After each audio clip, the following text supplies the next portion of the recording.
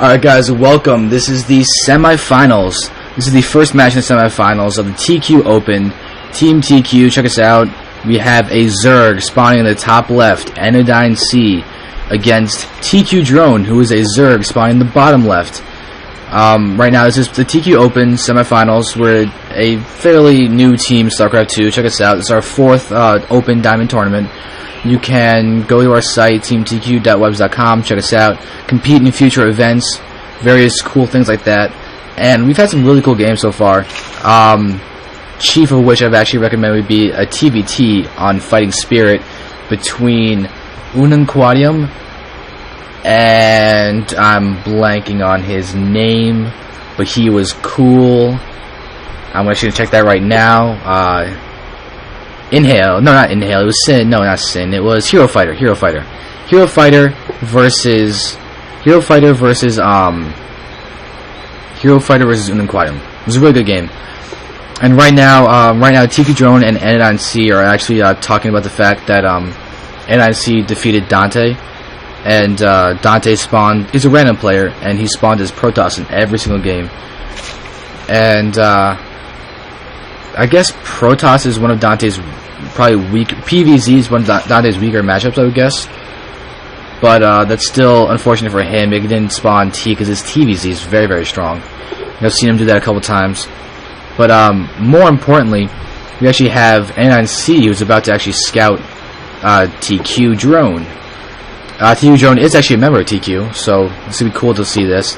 But now we have some waypointing going on for this, and we have fast expansion. tQDrone expanding as well as AnodyneSea. Very interesting. Okay, so we're actually spawning pool is going up. So it does seem that AnodyneSea is going for a slightly earlier pool than tQDrone, but Drone is actually going to be able to hold this most likely because there's a long distance between these two spaces. Like, look at this map. It's a large map. It goes on here. That's actually what I should talk about, is the fact that we're using iCCup God's Garden, a remake of the StarCraft 1 map. And interestingly enough, you can look at this hidden back safe expo. It only has 6 mineral patches, and they're the normal 2 geysers. You can see in the main that there are the normal 8 mineral patches, and then over here there's actually 6 mineral patches. So the expansion pattern is really, really interesting, because you can see that there's not a normal 8 mineral patches at every single expo.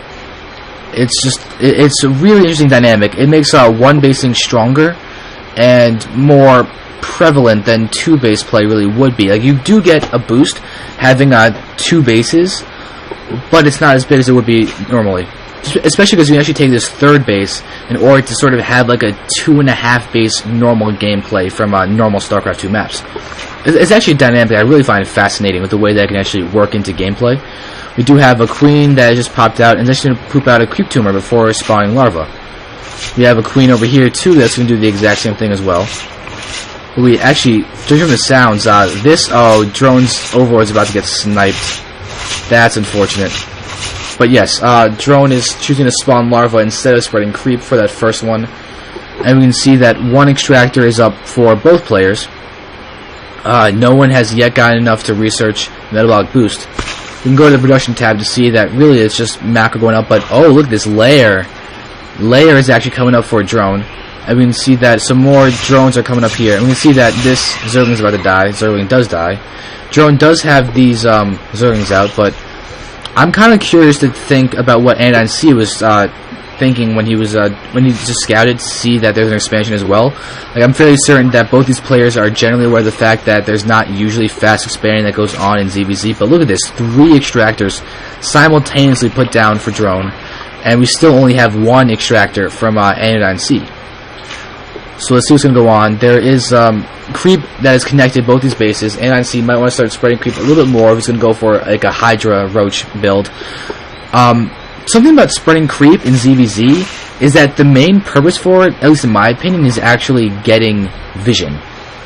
Like, especially it's also important if you're going to go for like a Hydra Roach build, but really it gives you vision and warning. Otherwise, all of a sudden, oh hey, look, there's a bunch of units that have randomly decided to poke into my base, and I had no idea, and I did not have time to throw up spine crawlers. That would suck. But if you see this, we can see that spine crawler just poked a Zergling and made it die. But here we go, there is creep being spread, and yep, and so AnodyneSea is really going to have like a healthy vision range to see what's going to go on. Drone does send in a Zergling, but is that a Zergling or a changeling? Because it didn't seem to get killed by that.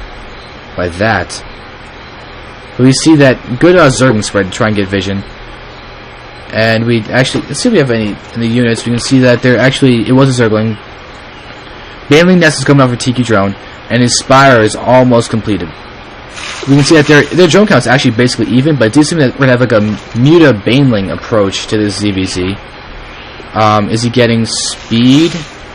No speed yet, interestingly enough. And speed is completely finished for AnodyneSea. Like, look at this. He's got all these, a lot of lings. That's a lot of lings.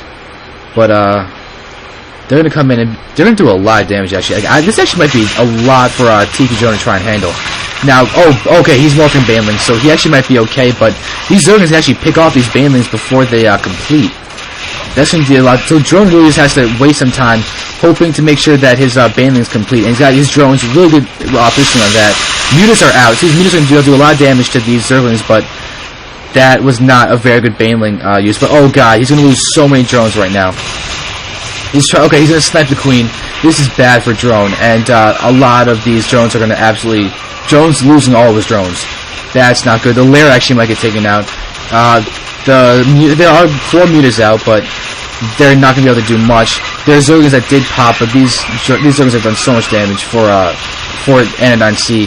He's trying to hit the Spire, but really, he doesn't have to do much. He's got double the worker count of drones. So Drone's got to start droning up and really making sure that he can get his income back.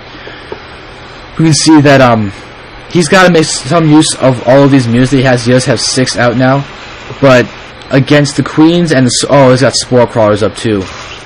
Oh, Anodyne's just making sure that he can't lose drones to Mutalisk. So it's going to be annoying for Drone to see that he's not going to be able to do really anything. He'll be able to snipe Overlords, but that's about it. And we do have me getting messaged, and we do have okay, so tQDrone is beginning to do some more, and these guys are going to go, and he still has this so we do have these Mutas still trying to find something to kill. They're going to find more Overlords. So these Mutas are actually going to start paying for themselves considering the supply blocks and everything. Now there is another Overlord over here, but I think Drone's going to try and stay on his side of the map, and he can start, if he can hit these 2 Overlords, that would do a lot.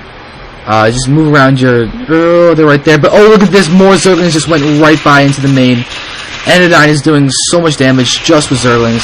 So these Mutas have been forced to come back and deal with these guys. Like he's sniping drones so well. But yeah, let's... Oh. Drone does not have any drones. And he's morphing Banelings. He needs to have defensive Banelings. Because they're the only ways going to keep him in. But look at this. Hydras and Queens. Is there a lair out for him? He does have a lair, so he will be able to plot down creep tumors and everything if he gets an Overlord over there. And interestingly enough, he's pushing with the Queens and having his Hydras and his Lings follow the Queens so that they don't separate. These 4 Queens are going to be able to do a lot of damage, but oh, 1 Queen is caught off guard. He gets transfused. Oh, there's no transfusion. Oh, that's not good, but there are Hydras here that are not attacking. Okay, the guys start attacking. Alright, there we go. The Hydras are taking out these Mutas. Oh, look at that. That Muta is so close to dying. And tQDrone might be about to GG. I think there has never been worse micro ever seen on TV in a ZVZ. Oh, Drone's not happy. Then his display. Up there is the GG.